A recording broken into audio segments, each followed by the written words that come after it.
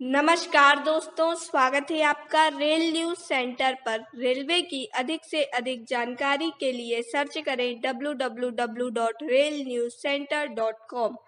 G&SR audio book सामान्य और सहायक नियम 1976 अध्याय 4 साधारणतया गाड़ियों का संचालन पार्ट 11।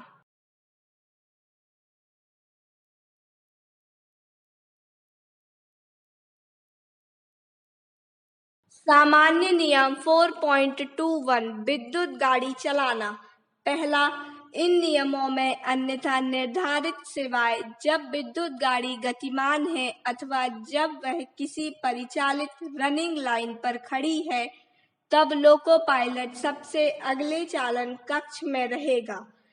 दूसरा का, यदि एक अथवा बहु यूनिट वाली गाड़ी के सबसे अगले चयन कक्ष के चालन यंत्र खराब हो जाते हैं तो गाड़ी निकटतम सेवा योग्य चालन कक्ष से सतर्कता पूर्वक चलाई जाएगी। ऐसी स्थिति में गार्ड सबसे अगले चालन कक्ष में यात्रा करेगा और लोको पायलट को आवश्यक संकेत देता रहेगा।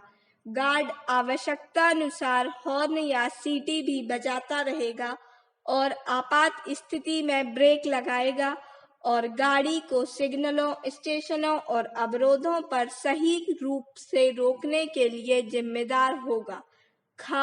यदि विद्युत इंजन का सबसे अगला चालन कक्ष खराब हो जाता है तो गाड़ी पिछले चालन कक्ष से सहायक लोको पायलट चलाएगा, किंतु यह तब जब वह चलाने के लिए यथाविधि योग्यता प्राप्त है। लोको पायलट सबसे अगले चालन कक्ष में रहेगा और गाड़ी के सही संचालन के लिए जिम्मेदार होगा। सहायक नियम 4.21.1 विद्युत ट्रेन चलाया जाना। पहला का, केवल उन्हीं लोको पायलट या सहायक लोको पायलट द्वारा विद्युत चल स्टॉक को चलाने का अनुमति है जो विद्युत चल स्टॉक को चलाने के लिए प्रमाणित है। उन व्यक्तियों को छोड़कर जो इन नियमों के अंतर्गत प्राधिकृत हैं या जिनके पास मंडल विद्युत इंजीनियर चल स्टॉक द्वारा हस्ताक्षर किए गए अनुमति पत्र हों, किसी को भी लोको पायलट के कक्ष में प्रवेश की अनुमति नहीं है। किसी भी व्यक्ति को इंजन या लोको पायलट कक्ष के किसी भी उपकरणों को चलाने की अनुमति नहीं है जब तक कि उसके पास लोको पायलट का सक्षमता प्रमाण पत्र न हो। यदि किसी लोको पायलट ने 6 माह से अधिक समय से विद्युत इंजन कर्षण पर काम नहीं किया है तो उसकी प्रथम पाली में उनके साथ वरिष्ठ मंडल विद्युत अभियंता चल स्टॉक द्वारा प्रमाणित लोको निरीक्षक पायदान पर रहेगा तथा परीक्षा के बाद उसका सक्षमता प्रमाण पत्र वरिष्ठ मंडल विद्युत अभियंता चल स्टॉक द्वारा पुनर्वैध किया जाएगा। यदि किसी लोको पायलट ने 6 माह से अधिक समय से किसी खंड पर कार्य नहीं किया है तो उसे तब तक उस खंड में कार्य करने की अनुमति नहीं है जब तक कि वह पुनः उस खंड की रोड लर्निंग नहीं ले लेता है तथा उसे इसके पक्ष में सक्षमता प्रमाण पत्र प्राप्त नहीं हो जाता है। लोको पायलटों को जारी किए गए सक्षमता प्रमाण पत्र का रिकॉर्ड मंडल विद्युत इंजीनियर चल स्टॉक के कार्यालय में रखे जाएंगे। विद्युत इंजन चलाने का प्रशिक्षण प्राप्त कर रहे कर्मचारी मंडल विद्युत इंजीनियर चल स्टॉक द्वारा प्राधिकृत किए जाने पर प्रमाणित निरीक्षक नियमित लोको पायलट के निरीक्षण में ऐसे इंजन चला सकते हैं जब प्रशिक्षु इन परिस्थितियों में चालन कर रहे हों। तब प्रमाणित निरीक्षक नियमित लोको पायलट प्रशिक्षु पर लगातार ध्यान रखेंगे और किसी भी आपातकाल में गाड़ी का नियंत्रण करने के लिए तैयार रहेंगे। दूसरा, किसी भी व्यक्ति को विद्युत चल स्टॉक को लोको शेड की सीमा में या स्टेबलिंग साइडिंग में चलाने की अनुमति नहीं है, जब तक कि इस हेतु सहायक मंडल विद्युत इंजीनियर चल स्टॉक ने उसके पक्ष में ऐसा किए जाने हेतु सक्षमता प्रमाण पत्र जारी न कर दिया हो।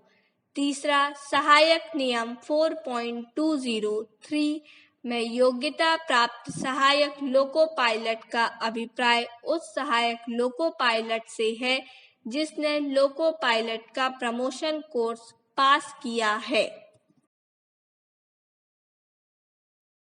सहायक नियम 4.21.2 विद्युत इंजन को पिछले कैब इंजन से चलाया जाना का जब किसी इंजन को उसके अगले कक्ष में चलाना संभव ना हो तो लोको पायलट वरिष्ठ मंडल विद्युत इंजीनियर चल स्टॉक द्वारा जारी किए अनुदेशों का पालन करेगा। पहला, यदि अगले कक्ष में इंजन चलाने का यंत्र खराब हो जाए तो लोको पायलट सहायक लोको पायलट को पिछले कक्ष से इंजन चलाने के लिए भेजेगा। गाड़ी के सही ढंग से चलाने की जिम्मेदारी लोको पायलट की होगी। लोको पायलट और सहायक लोको पायलट के बीच सिग्नलों के आदान प्रदान द्वारा सभी प्रचालन किए जाएंगे। गाड़ी की गति 40 किलोमीटर प्रति घंटा से अधिक नहीं होगी।